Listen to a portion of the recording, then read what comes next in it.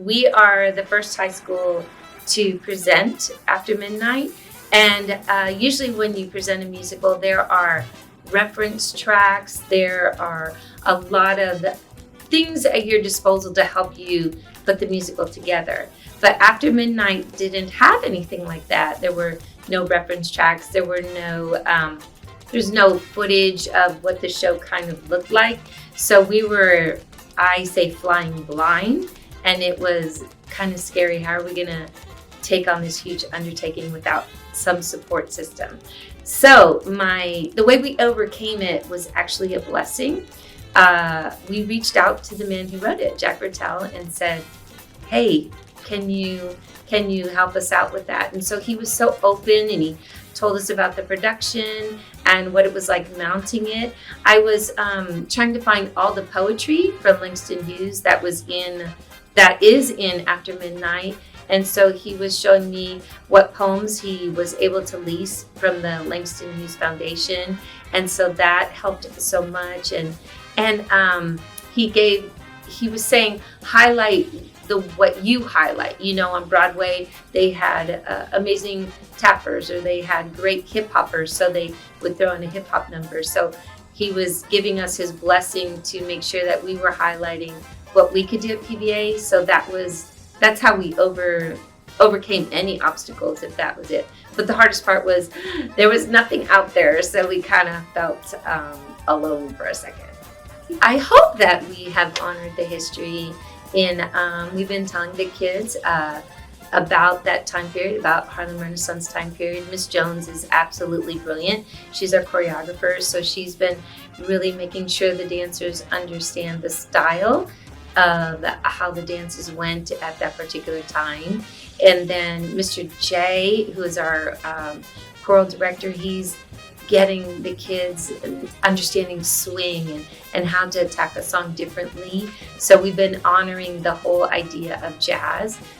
In my research, I discovered that, it's not a major discovery, but Langston Hughes and Duke Ellington were indeed contemporaries and friends. And so they set jazz on fire in the Harlem Renaissance. So I think through that energy, we're making it happen. And Miss Blue has been making sure that our band is absolutely incredible. We already had an incredible jazz band, but they're really getting into this particular style of jazz. And so I feel that that's the best way we're honoring it. Plus, I'm working with our publicity team, and when you come in, and the lobby will be completely transformed, and we will have poems from Langston on display, and sheet music from Duke Ellington on display. And we want that history for the audience to just experience the history before they even enter the theater. So it's a huge and incredible legacy. And Wynton Marsalis, of course, made it absolutely fabulous with his arrangements. I think my favorite part is what is my favorite part for all the all-school productions. Everybody in the school is involved in it, so it truly is all school. I love to see how the students have grown. I love to see our student designers see their dreams realized with the incredible sets and costumes and things like that. So that's my favorite part, is that everybody in the school is involved. We have people from the vocal department, the music department, we have creative writers, we have visual artists, of course, theater kids, and it's supported by the administration. It's just all of HSPVA gets together to make these all-school musicals happen. And that is my favorite part. My favorite number to perform is Scratch, because it's a huge party dance and I'm featured in it. It's really fun. I think the most challenging portion of the dance is singing and dancing, and it's just a lot of cardio during the dance. That way the audience can hear you clearly, like enunciation and diction and all of that, and breathing, while dancing at like such a fast pace. I'm most excited for opening night because it's high energy, and it's kind of where all of the meticulous pieces of tech and the company and the band, everything just kind of comes together. I think my favorite part of this production is probably the same thing that is for all the productions at PVA, and I think for all of the creative team, we love getting to work with students from other departments and getting to know people. And this show in particular, there are a lot of students that I haven't had an opportunity to work with yet. This is my 5th all school since I've come to PVA, and this is a new experience with new people this time around. So I just love getting to meet new students and working with people from other departments that I wouldn't normally get to work with. I think that this is an important story to tell through After Midnight and all of the Duke Ellington music and the Langston Hughes poetry. And I think during this celebration of Black history, it's really important to tell these stories. And what I love about this show in particular is that it's really Black joy, right? We're not telling a story through a trauma lens. We're telling a story of these people who came together to create a uniquely American art form known as jazz, and all the choreography that goes with that at the Cotton Club. So I think it's just an important story. And it's a show, obviously, that has not been performed a lot. We're the first high school to do this. And so I think that's a unique perspective as well, right? How do we tell the story through these wonderful artists at PVA and really share maybe some music that people might be unfamiliar with. There was some music that I had not heard before mixed in with music that we'll all know and recognize. So I think just being able to share this particular story at this time and putting our PVA spin on it is important. I feel very honored to be given the opportunity to perform Langston Hughes's poems, and it's just kind of like an icebreaker between the performances and the songs, and it kind of mends the story together, and I am very grateful for this. My favorite line in the production is definitely, "Where's the sunrise morning's gonna be? I feel like dancing, somebody dance with me." I feel like that really is the whole play, like compacted into one sentence. It's really about connection between others and dancing and connecting through song and dance. My experience working with the After Midnight Company has been very new to me. I haven't really done a production this way in this pattern, where we're all kind of separated and it's like different songs and we have different groups of people doing different things. But it's been very educating, and I've met new people, and that's always amazing. And the show looks like it's going to be a good show, and it's coming together, and I'm very happy about that. So yeah. My favorite part of the After Midnight production is definitely when me and Ms. Curtis dived into the words and the meaning of the text behind Langston Hughes' poems. That was definitely a big part in the production, and just all around very fun for me. And I'm very honorable that I have the chance to playing as a character who says these things that isn't really surface level understanding, and it's very fun to really dive into like the deeper meanings of it and to perform it. So yeah. This particular show is really immersed in African American jazz dance vernacular. So Lindy Hop, swing dance. I'm super influenced by Mr. Frankie Manning, Latasha Barnes, Holly Atkins, and if I start naming, I'll name so many. But yes, that's my inspiration mostly. My favorite thing, even though we're all exhausted, is that I get to work with new students, right? PVA, even though it's such a beautiful like gumbo, we all kind of go to our same little corners, and it's not until this show where I'm like meeting new students and getting to know about them, and then they're stopping by the office and asking how I am after the show. So it just kind of opens up my social network, and that's one of the reasons why every year, even though I'm like, I don't know if I can do another one, that's the biggest reason why I always want to do it, is to get to see the creative writer learn some dance step, or to get to see the vocalist break out and do some dance number. So that's my favorite part about it. Jazz was something that kind of came naturally to me, I think.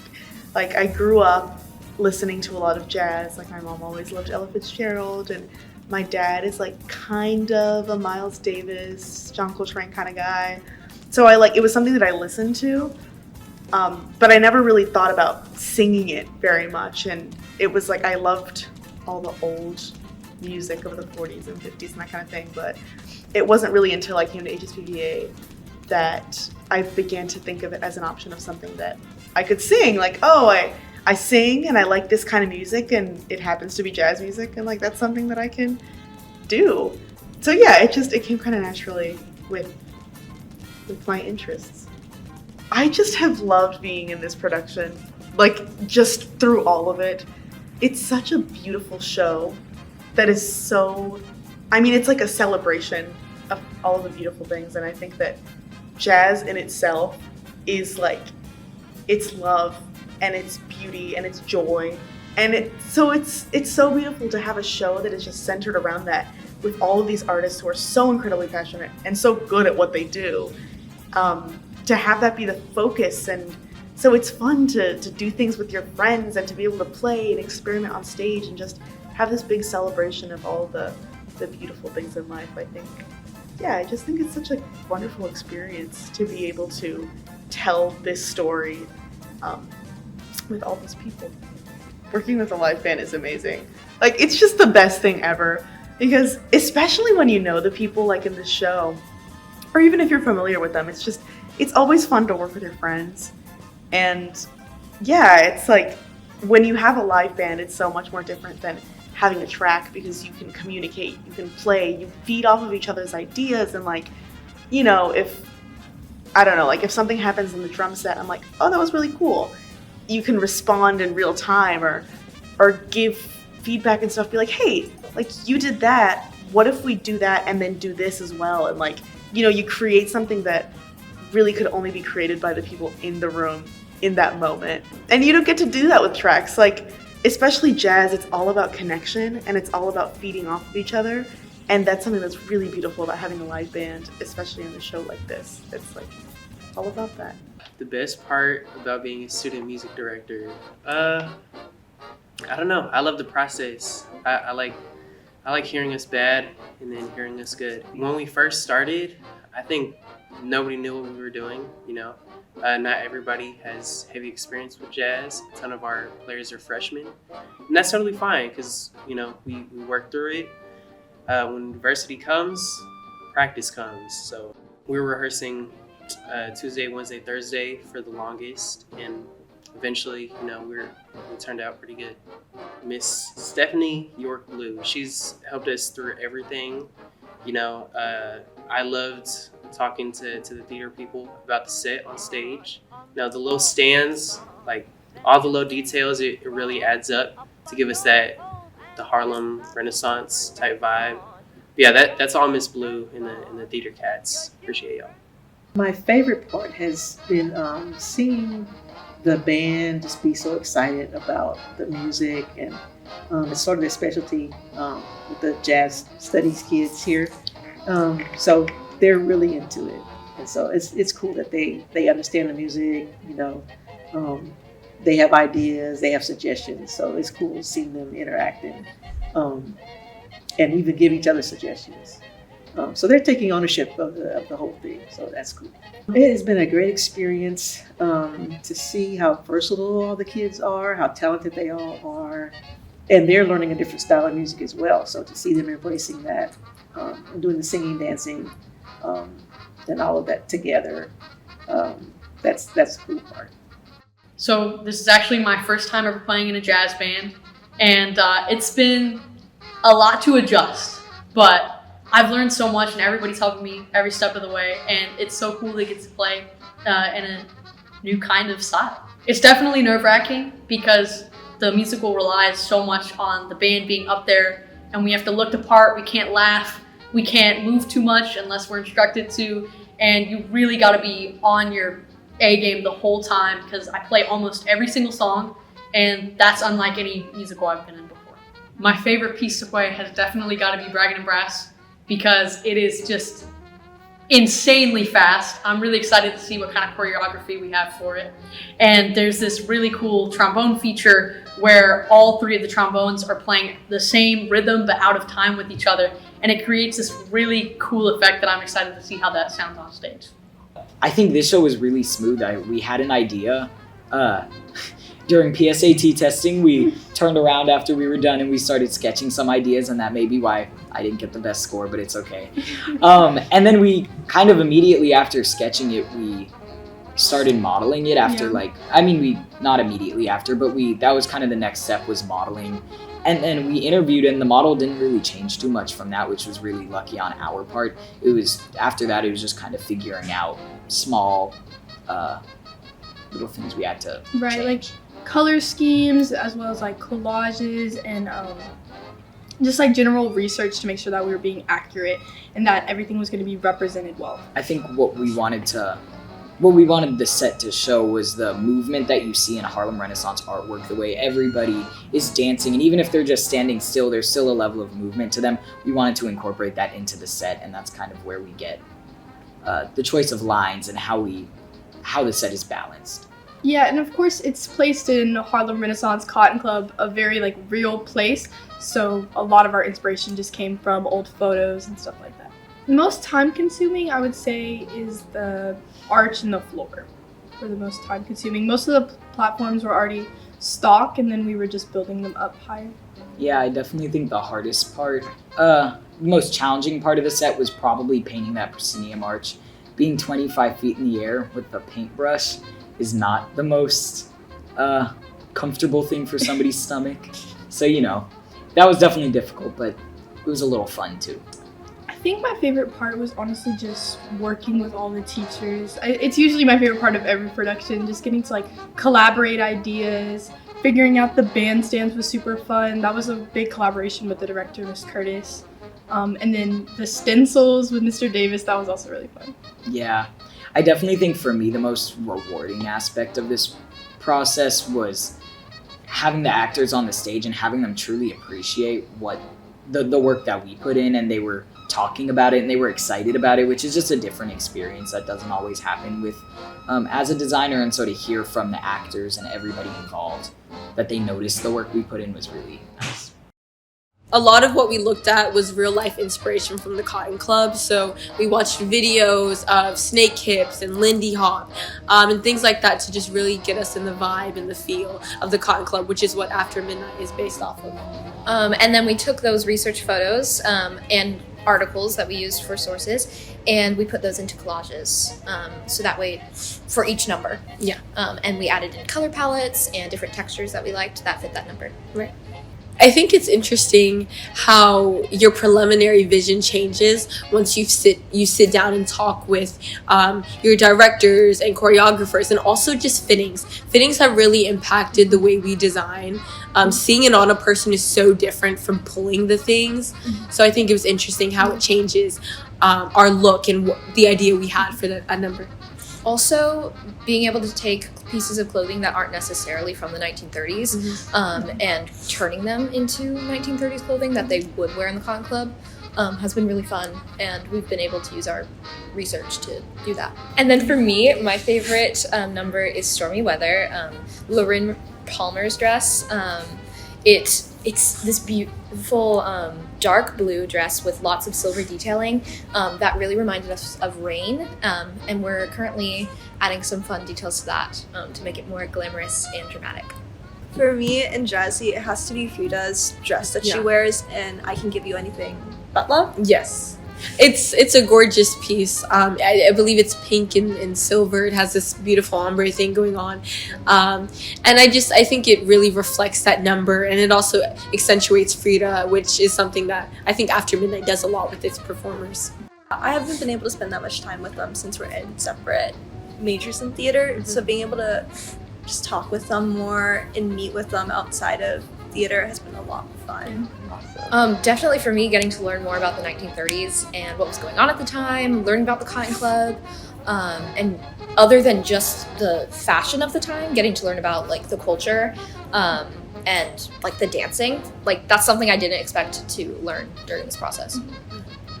For me, I agree with Bella. I think it's funny because we've all costume design shows for lower levels and things like that individually. It's a really great thing to take people who also love costume and have that experience to come together and create something.